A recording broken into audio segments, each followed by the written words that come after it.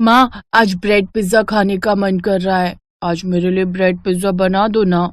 लेकिन घर में तो ब्रेड है ही नहीं बेटी। आज मैं रोटी सब्जी बना देती हूँ। जब तेरे पापा ब्रेड लेकर आएंगे तब मैं तेरे लिए ब्रेड पिज्जा बना दूंगी। दरअसल रूही के पिता मदन एक ब्रेड बनाने वाली फैक्ट्री में काम करते थे। कुछ दिन बाद, अरे वाह, आज रूही बेटी ब्रेड देखेगी तो खुशी हो जाएगी। हाँ, क्या हुआ मदन भैया, बड़े खुश लग रहे हो?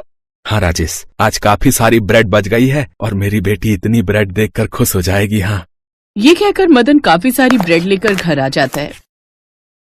ब्रेड देखकर रूही खुशी से झूमने लगती है। ये बाबा ब्रेड ले आए। माँ देखो ना, बाबा कितनी सारी ब्रेड लाए हैं। मुझे अब ब्रेड पिज्जा बना कर दो ना।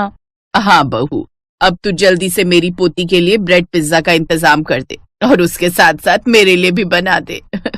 माँ जी, आज तो मैंने खाना बना दिया है। अगर ब्रेड पिज्जा बना दिया तो खाना बेकार हो जाएगा, इसलिए आप सब कल खा लेना ब्रेड पिज्जा। नहीं दादी, आप बोलो ना माँ को अभी ब्रेड पिज्जा खाना है। अच्छा बहू, तू हमारे लिए रहने दे, हम कल खा लेंगे। तू अभी इसके लिए बना दे ब्रेड पिज्जा।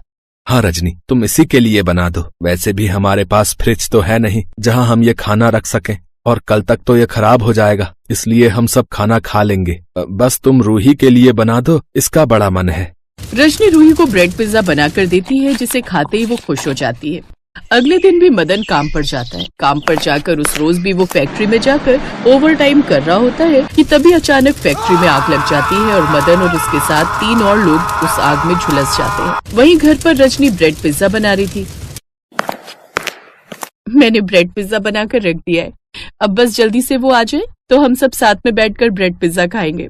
उन्हें इंतजार करते हुए काफी देर हो जाती है। तब रजनी कहती है, माँ जी, आप और रूही ब्रेड पिज्जा खा लीजिए, मैं बाद में उनके साथ खा लूंगी। सुबह ही वो कहकर गए थे कि आने में काफी देर हो जाएगी क्योंकि आज वो ओवर टाइम लगाएंगे।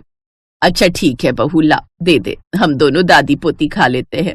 रजनी अपनी सास और बेटी को ब्रेड पिज्जा खाने को दे देती है, जिन्हें खाने के कुछ देर बाद वो सो जाती हैं। उधर रजनी रात भर मदन के इंतजार में बैठी रहती है। बैठे बैठे कब उसकी आंख लग गई उसे पता ही नहीं चलता। फिर तड़के सुबह जब उसकी आंख खुलती है तो वो बहुत ज्यादा परेशान हो जाती है और मदन को ढूंढने जैसे ही घर से बाहर निकलती है तो देखती है कि फैक्ट्री के कुछ लोग मदन की लाश लेकर उनके आंगन में रख देते हैं। मदन की लाश देखकर तो उसके पैरों तले जमीन ही खिसक जाती है। वो जोर जोर से रोने लगती है। नहीं नहीं, ये क्या हो गया मेरे पति को? कल तक तो ये सही सलामत थे, अचानक ये क्या हो गया? बहन, हम तो कल रात फैक्ट्री से टाइम से चले गए थे, लेकिन मदन के साथ 3 लोग फैक्ट्री में ओवर टाइम लगा रहे थे और रात में शॉर्ट सर्किट होने की वजह से फैक्ट्री में आग लग गई, जिसमें मदन और उन तीनों के साथ कुछ लोग आग में झुलस गए। हे भगवान, तूने ये अनर्थ क्यों किया?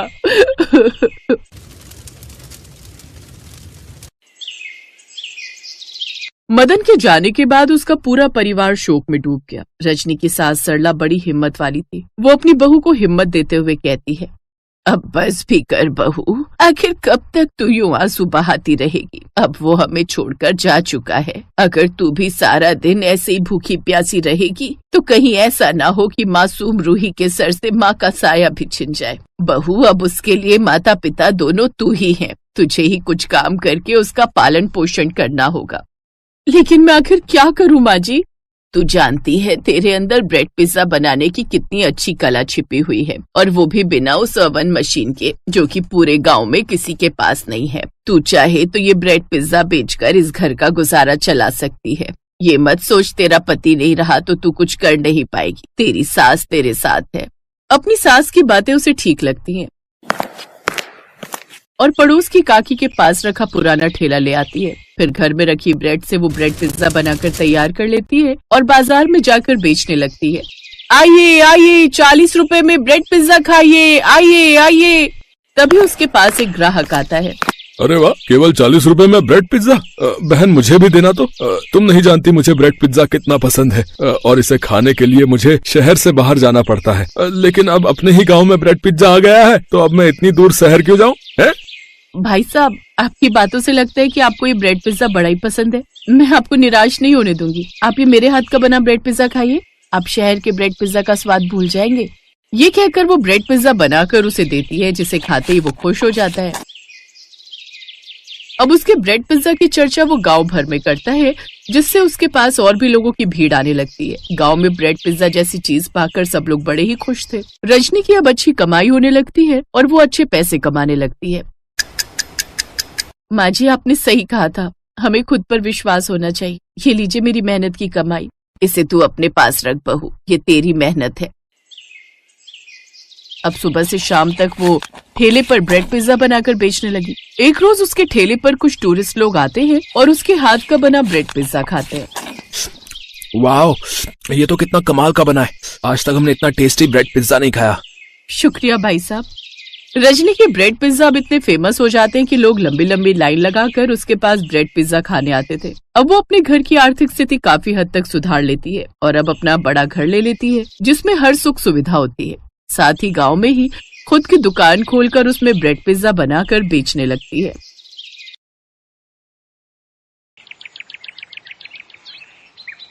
अरे अनुज जी, ये आप क्या उठा कर ले आए? वैसे ही हमारा एक कमरे का घर है, आखिर इतना सारा सामान रखेंगे कहाँ हम? रहने दे बहू, ये हमारी कभी नहीं सुनेगा। ना जाने फालतू की चीज उठा कर ले आता है। ये नहीं कि पहले घर बनवा लूं। घर का प्लास्टर झड़ रहा है, अब तो घर भी सड़क से नीचे आ गया है, लेकिन नहीं, इसे तो बस इन सब बेकार की चीजों में ही खर्च करना है। माँ, ये कोई फालतू की चीज नहीं है, बल्कि बहुत ही काम की चीज है। और ना ही मैंने इस पर कोई फालतू के पैसे खर्च किए, बल्कि मेरे मालिक ने मुफ्त में दी है। वो तो इसे फेंक रहे थे, लेकिन मैंने सोचा कि इसमें थोड़ा काम करवाकर इसको ठीक करवा लूंगा। और आखिर करोगे क्या इस मशीन का? तुम जानती हो, इस मशीन से पिज्जा बनता है, जो मैं अपनी कंपनी में बनाता हूँ। और मैं सोच रहा हूँ कि कुछ एक दुकान खोलकर खुद का पिज्जा बनाने का काम खोलूंगा। यहाँ के लोगों को तो पता भी नहीं है कि पिज्जा क्या होता है। वो बेचारे जब ये वेज पिज्जा खाएंगे ना, तब उन्हें पता चलेगा कि क्या होता है ये वेज पिज्जा। अरे वही तो कह रही हूँ, यहाँ के लोगों को पता नहीं कि पिज्जा क्या होता है, तो वो कभी नहीं खाएंगे। और अभी मत पड़ इन सब चक्करों में। और अगर तेरी नौकरी चली गई और तेरा नया काम भी नहीं चला ना, तो हमारे खाने के लाले पड़ जाएंगे। अरे माँ, तो मैं कौन सा अभी खोलने के लिए कह रहा हूँ, कुछ समय बाद। इसलिए तो मैंने रूपाली को भी कढ़ाई में ही वेज पिज्जा बनाना सिखा दिया है, ताकि कल को ये भी पिज्जा की दुकान संभाल सके। एक रोज आधी रात को तेज बारिश आने लगती है, जिससे उनकी छत टपकने लगती है। अरे ये क्या, घर में तो पानी आ गया। मेरे माइक्रोवेव को उठाकर कोई ऊपर रख दो, नहीं तो बारिश के पानी से ये खराब हो जाएगा। ये देखो, इसे तो इस हालत में भी अपने इस मुए माइक्रोवेव की चिंता सताई जा रही है। फिर अगली सुबह। रूपाली, बारिश थम गई है। मैं काम पर जाने से पहले बाजार से बड़ी सी पन्नी ले आता हूँ, उसे छत पर डाल दूंगा, जिससे पानी अंदर नहीं आएगा। जी आप रहने दीजिए ना। वो क्या है ना, मेरा मन आज सुबह से बहुत बेचैन हो रहा है। आज आप काम पर से भी छुट्टी ले लीजिए और फिर पिन्नी लेने भी कल चले जाना। अरे कुछ नहीं होगा रूपाली, मैं बस यूं गया और यूं आया। ये कहकर अनुज दुकान की ओर चला जाता है, लेकिन रास्ते में काफी पानी भरा हुआ था। वो कुछ दूरी पर चलता है कि तभी बिजली के खंभे से लटकती तार पानी में गिर जाती है, जिससे पानी में करंट आ जाता है और अनुज उसकी चपेट में आ जाता है, जिस कारण उसकी मौत हो जाती है। अनुज की मौत की खबर जब उसके घर वालों को लगती है, तो उनके पैरों तले जमीन खिसक जाती है। हाय मेरा बच्चा, हमें छोड़कर चला गया। हे ऊपर वाले, ये तूने क्या किया? अरे जाने की उम्र तो मेरी थी, मेरे बेटे ने तो अभी तक कुछ देखा भी नहीं था।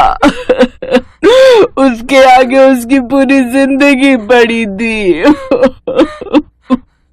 नहीं, इन्हें कुछ नहीं हुआ। माँ जी आप क्यों रो रही हैं? ये तो बस सो रहे हैं। अभी आप देखना, नींद पूरी होती ही जाग जाएंगे। सुनिए ना, उठिए ना, अभी तो हमें बहुत कुछ करना है। आपने कहा था ना साथ में मिलकर वेज पिज्जा की दुकान खोलेंगे और दोनों उसमें मिलकर पिज्जा बनाएंगे। बहू होश में आ, अनुज हमें छोड़कर जा चुका है और अब वो कभी लौट कर नहीं आएगा। हम दोनों को अकेले छोड़कर वो जा चुका है। इसके बाद रूपाली फूट फूट कर